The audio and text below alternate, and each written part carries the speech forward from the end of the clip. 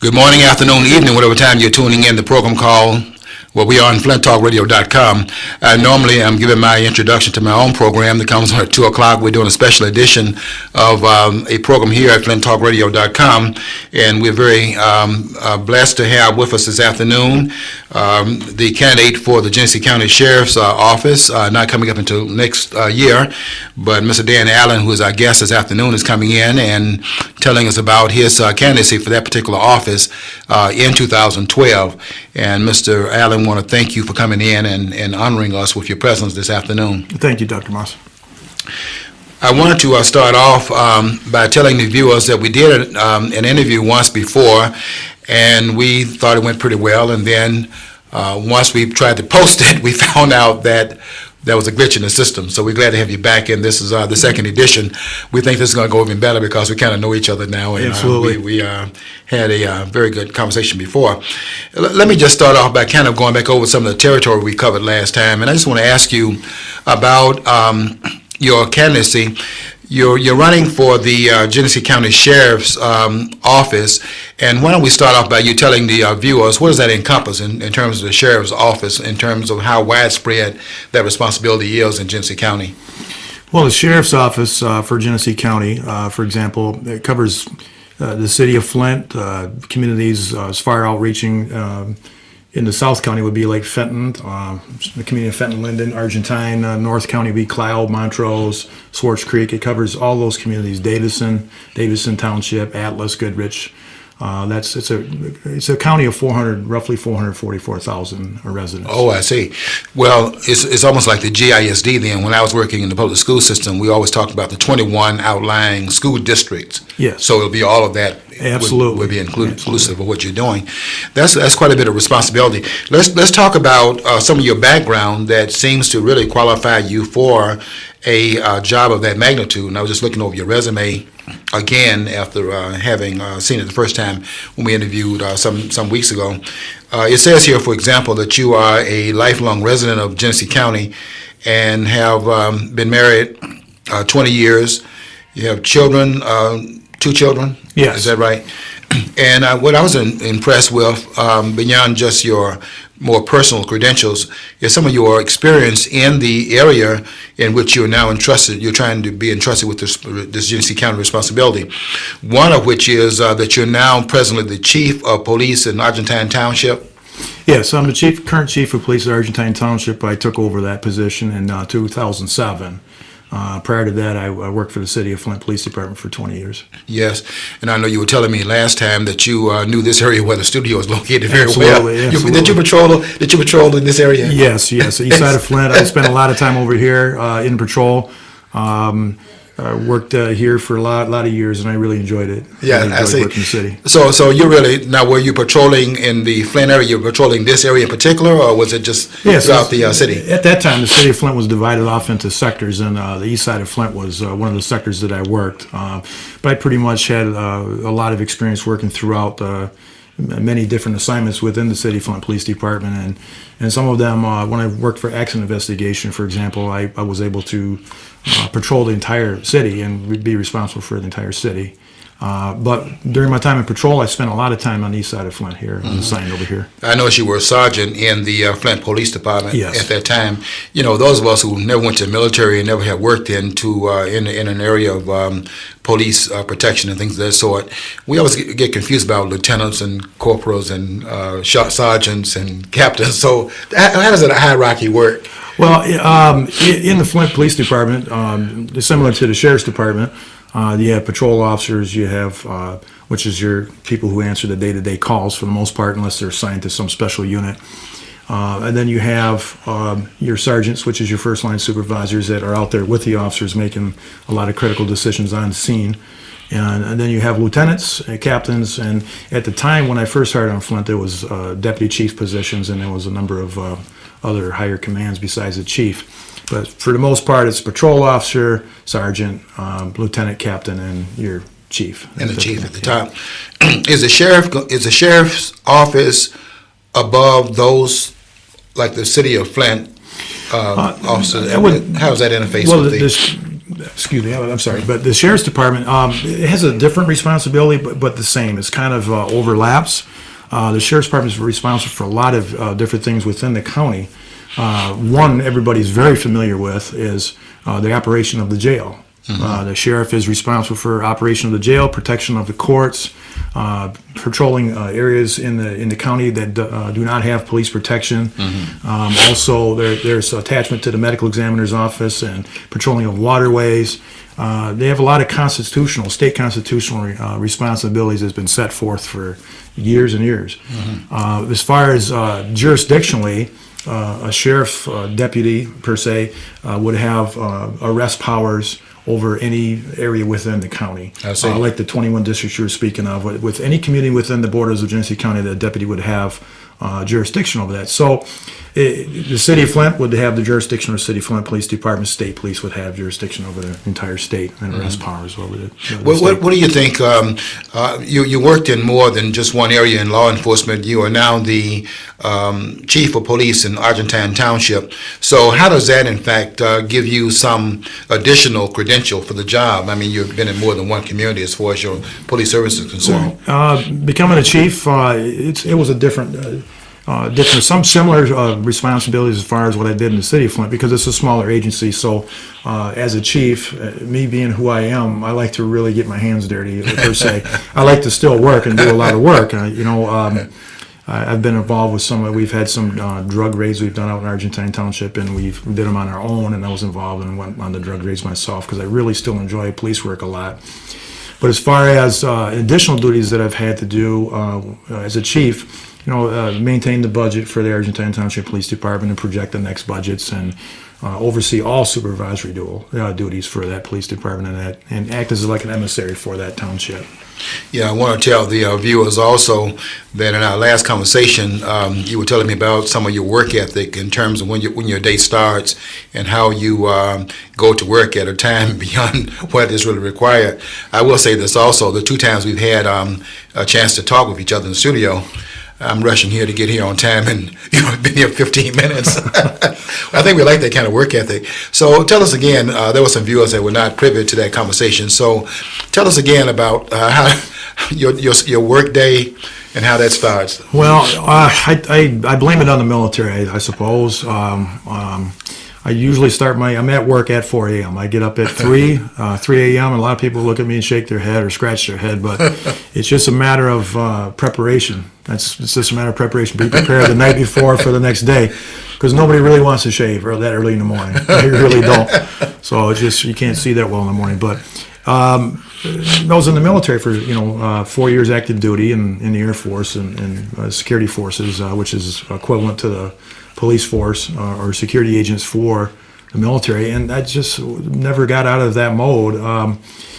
I was used to getting up early and getting things done early, and I've always stuck with that. So I get up at 4 a.m. and I actually get up at 3 and I'm at work at 4. I'm in my chair at 4, or I'm in the township at 4.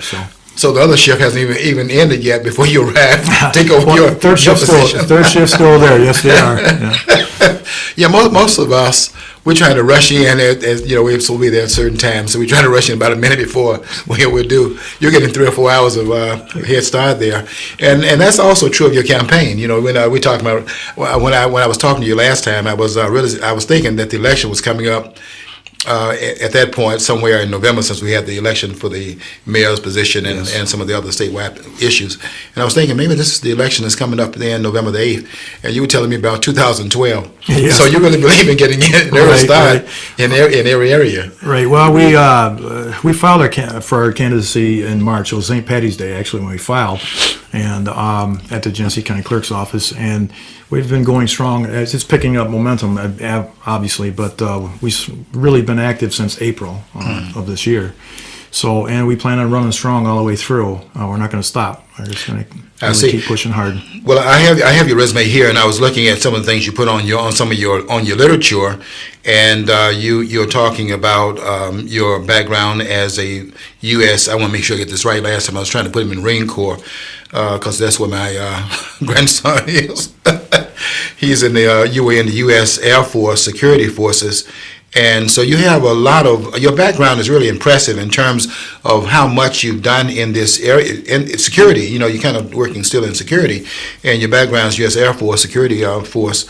Tell us about, where did that start? Were you right out of high school when you went into service? It was about a year or so later, yes. A year or so later. How many years did you serve in the 4 years active duty, and then 2 years in active reserve. So. and came out and then did what? Well, then I worked for the federal government for a year as a. They have pay grades like the military does, and it was a GS5. I was worked for the Department of Defense as a police officer for them too, which was considered a federal law enforcement officer. At that time, I was assigned down at Selfridge Air National Guard Base, and it pretty much the same function that I did in the Air Force. So it was really a natural transition from military life into civilian life. Really? I could grow a different mustache a little bit. Because in the military, they make you have alter your mustache a little bit. Yeah, you still got the same haircut. Almost. At the end of the service. Almost. But once I was down there, I kept applying back for the city of Flint, and I was hired and did my 20 years there, and here I am. So. Is that right? Now you're working outside the city of Flint at that time when you were, you weren't in the city of Flint when you were working with the federal? No, I was living in Mount Clemens, right around that area at the time, but I was stationed at Selfridge Air National Guard Base. That's where I worked out of. I see. Now, you came back to your hometown? So what would have been, with the opportunities you had, given the fact you were in national service, what would have brought you back to the Flint area? Well, the entire motivation for me, if I think back on the reason why I got into law enforcement, I had a cousin that retired from the sheriff's department, and I remember him as a small boy. He'd come over to my house in the old black and white cars with the bubbles on top, and he'd stop by and see me, and I was just fascinated by that. And so he gave me a lot of advice on that and what to do and how to get into the career field. But I think that the thing that I can point to, because I know a lot of people are asked how they got into law enforcement, and you know, I told a gentleman this story one time because it's the best way for me to describe it. I think I told you the story last time too.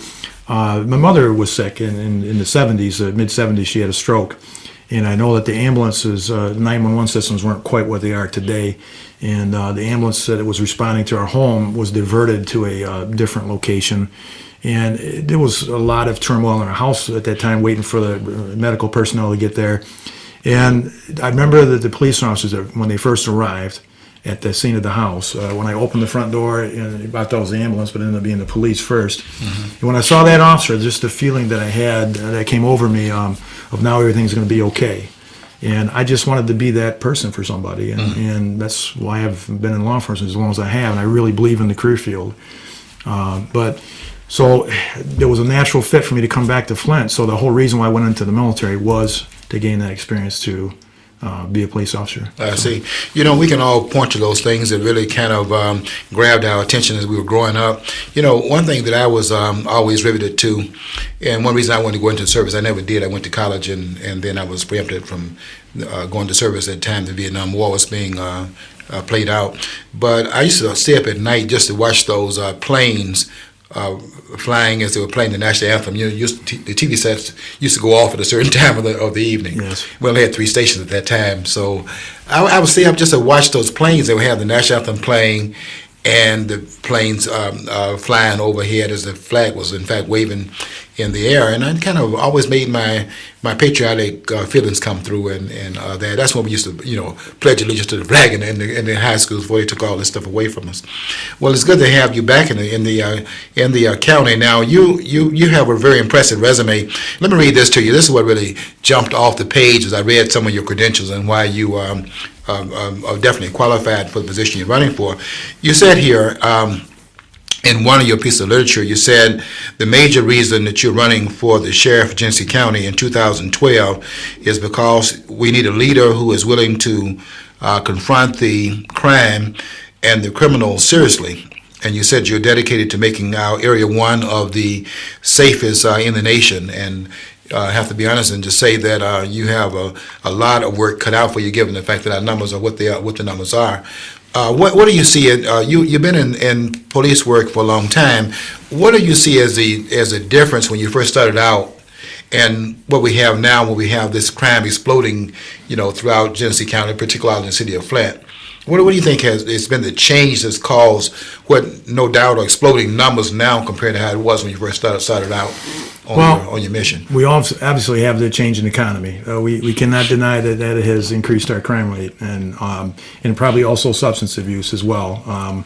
Tough times, people are going to resort to things to help them escape, and you have the recreational drug users, you have the hardcore drug users, and you have people who become drug users based on circumstances that they try to escape their realities. But definitely, absolutely, I would say that's one of the problems is the economy, how it is. A second problem that I feel is with the economy and the downturn of the economy. I'm good to see. I heard today that's turning around a little bit in Michigan, which is good to hear. But with that, we've lost a lot of police officers in the state of Michigan, just a lot. In the city of Flint, we can look at that alone. The department's been decimated due to this economy and unforeseen things. And if there's not enough boots on the ground, not enough visibility for law enforcement, crime's going to increase. Mm-hmm. It's going to increase exponentially, with that. So I see. We're talking to Mr. Dan Allen, who is a candidate for the Genesee County Sheriff's Office. Let's talk about that just for a few minutes about the fact that you do have the number of officers, in fact, going down. I'm sure it's a lot lower, much lower than it was when we first started out. Those are numbers that we're probably going to be looking at for some time into the future. I read one report before coming to the studio that it's going to be very hard to see in recovery in the city of Flint, for example, that this downturn in the economy is going to be here for a while. That being said, how would you, in fact, use the manpower and woman power that's available, given the dwindling numbers and the economy being what it is? How would you, in fact, make greater use and more efficient use of the numbers that you do have? Well, right now at the Sheriff's Department, I've taken a look at their layout of their department, how the command structure is set, and how their whole department is structured. And the main thing that I'd like to see is we see the state police helping out the city of Flint right now. They're in the city of Flint helping out with radio calls and extra visibility and extra cars and boots on the ground. The Sheriff's Department needs to get more active in that as well. Also, there needs to be more attention to that county jail. If we can, I have plans and a way to create some jail space, mm-hmm. and working with other agencies to take an outside the box looks at this jail overcrowding issue that we've had for years and years and years. We have to take a different approach to it. So helping out law enforcement and crime in this county is going to be getting more boots on the ground. Also creating more innovative ideas and freeing up this jail space. I don't want to look at programs that don't have all show and no go. I want to have something that's really going to have some impact on it. And I believe there's a lot of talented law enforcement still in this county, but we have to pool that knowledge together. We can't isolate ourselves apart from each other. We have to work together as a team to get this done. It's not going to happen just one agency or one chief or one sheriff. It's going to be all of us working together. I see. Let me ask you a question about the jail. It would seem to me that if I were an officer and the jail space was a problem and I'm arresting those who need to be in jail and we can't put them there because of the overcrowding issue, that would have a tremendous impact upon morale, for example. Absolutely. Is that something you've noticed in terms of... Absolutely. It becomes, we call it, in lack of better terms, the officers on the street have a term we call catch and release. Mm-hmm. And that's where if somebody that normally would go to jail for a crime will end up getting a ticket, and it sends them to court at a later date. Mm-hmm. Catch and release doesn't work, because that person might have been on a way to go commit a homicide or go to sell some drugs or to commit a robbery.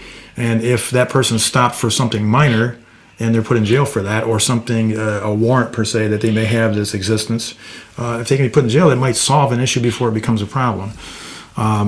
This jail space thing is a morale issue thing for it. I know that right before I retired from the city of Flint, the city jail was open. Mm-hmm. The city was funding it, and what a morale boost that was for us when we actually would pull somebody over or have an issue, like say we have people congregating in a parking lot at 3, 4 o'clock in the morning, whether it be drag racing or disturbances, we told them to leave. They didn't leave. We would have the enforcement powers to put them in jail for certain ordinance violations.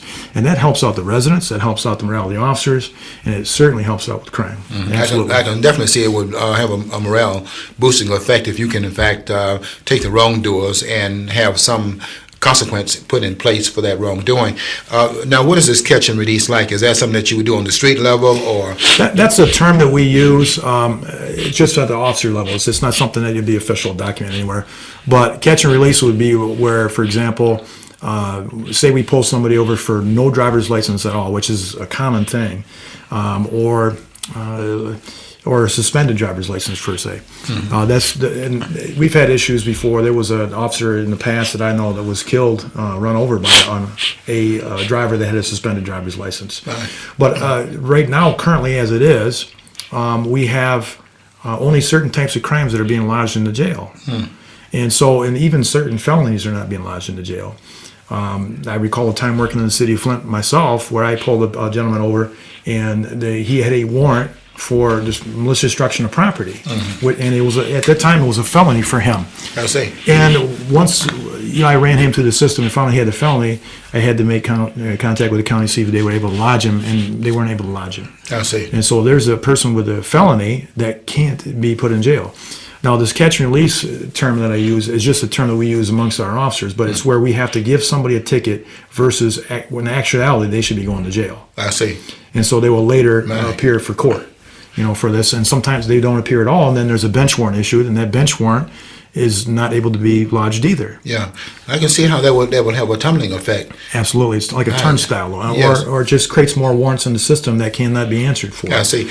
Can that problem can't be fixed, can it, without having the jail open? Well, not having jail space. Adequate jail space. And the state, too, and one of the things that's been my issues that I've is right now currently, and it's a good thing that it's being done, but it can be done in a different way.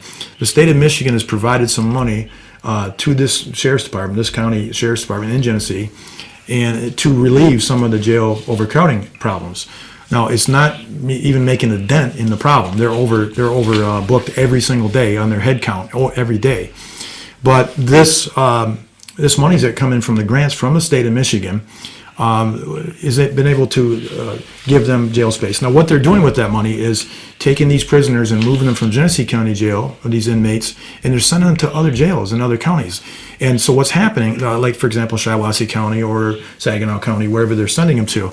Now, the problem with that is, though, in my feeling, is why not keep those revenues? Because those revenues from those people being in jail are going to those particular counties. Shiawassee County's making money off of those inmates. And Saginaw County, all those inmates are going to those other counties. Those counties are making money off of our prisoners or people who have violated the crime, that violated the laws. Why not keep that money in our own county? We certainly could use it. Now, how does that transfer of money work? They're making money on housing those who should be housed in this county.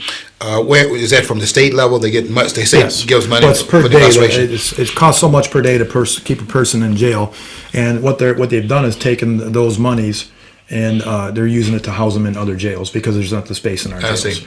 Now, I'm glad it's being done as far as putting these people in jail and trying to relieve the problem, but it's not even making a dent. It's not making a dent, and do the same program, take those monies, but keep it in our county. Like perhaps look at other programs. We have a city jail sitting right across the street. Why not work with the city of Flint? Or other agencies. I just see the money could stay in our county. Yes. Versus sending it somewhere else. Nothing against those sheriff's departments that are helping our county out, but keep the monies in our county. Yeah, I understand I'm what you're certain saying. Anybody would agree with that. Sure, I don't think that's anything that's not quite understandable from that vantage point. It's not about trying to penalize any other county. It's the No, idea of absolutely having not. the benefit where you are. It's not just that you have a really outstanding record in the area of law enforcement. I was really impressed with your business background as well. And as I read your resume, quite frankly, I was thinking to myself, having just read about the movie on J. Edgar Hoover coming out, starring DiCaprio. I'm up on the different movies and all that. I love movies. Go to- I really do. And I was thinking to myself that with credentials like these, I would think that you'd be kind of like on the national level with the kind of background you have. Maybe you can take Mr. Hoover's place.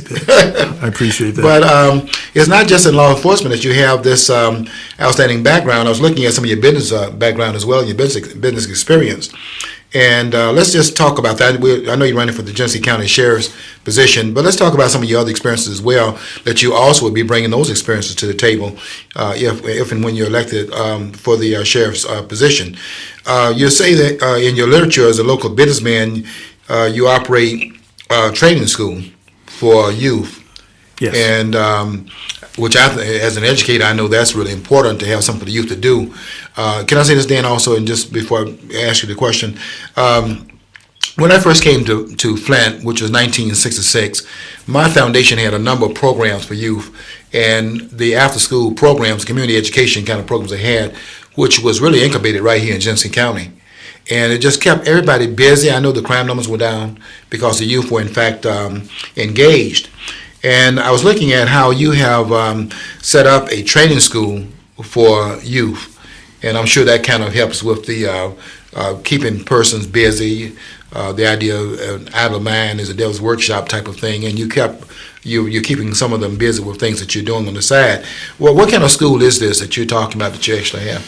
Well, it's actually for kids and adults. So adults need some exercise too, but it's a martial art training school. Keep them out of trouble. Yeah, absolutely. It's a martial art training school. To me, nothing against golf. I like golf, but I prefer martial arts. It's just been something I've been attached to for my whole life, and I have 19 years roughly in martial arts or so, and I just really enjoy it.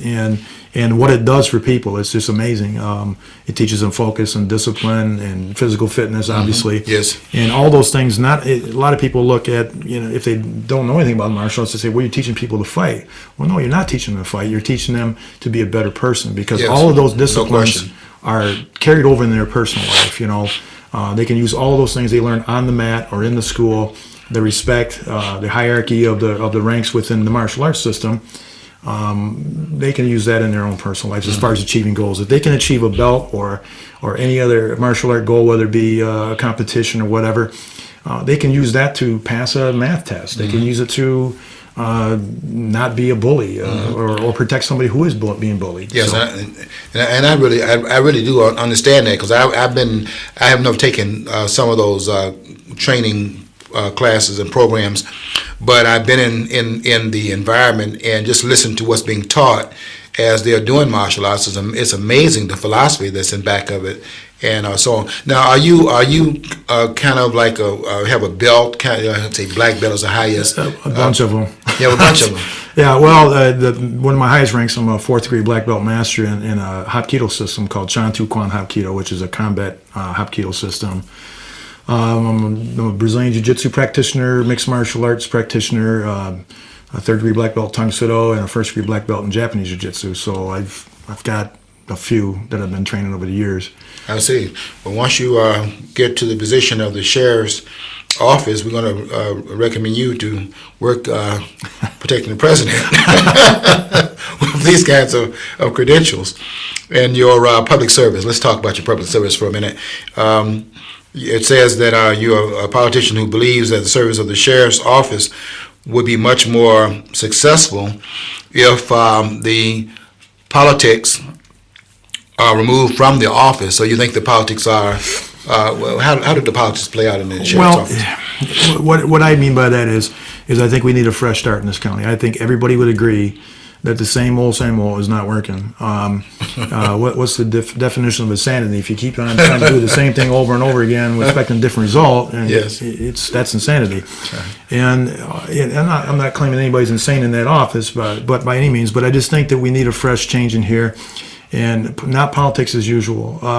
I think we need a law enforcement, especially with the city of Flint right now. We need a law enforcement perspective in there, somebody who's willing to think outside the box, and that's definitely me. I'm willing to think outside the box. Well, time always runs really fast when we're sitting here talking and having a good time in terms of conversating over something as important as the Genesee County Sheriff's Office. This is Mr. Dan Allen, who's a candidate for the Genesee County Sheriff's Office, the election being held next year.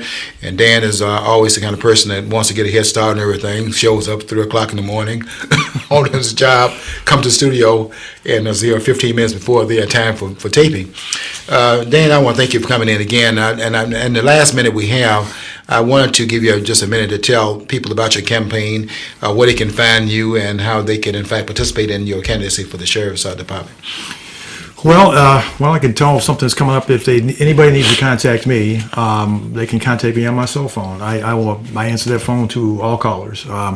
Sometimes you have to leave a message, but that's okay. I call everybody back, and that phone number is 810-618-7932. And you can get in touch with somebody. I can put you in contact with anybody who wants to get involved with our campaign. Things are going really strong for us. And it's definitely time for change in this county. We do have, would be remiss for not saying this, but we do have a fundraiser coming up because we got to fuel that battle tank. And we have a fundraiser at Brick Street, which is in Grand Blanc Township.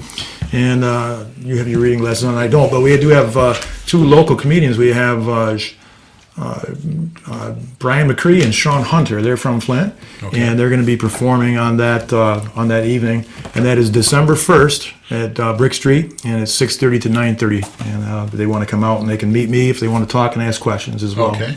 Well, thank you again for coming in. I really have enjoyed our conversation. We have to have you back sometime real soon. Okay, thank you. Okay, this is Mr. Dan Allen, who is a candidate for the Sheriff's Department. I want to thank him for coming in to FlintTalkRadio.com once again.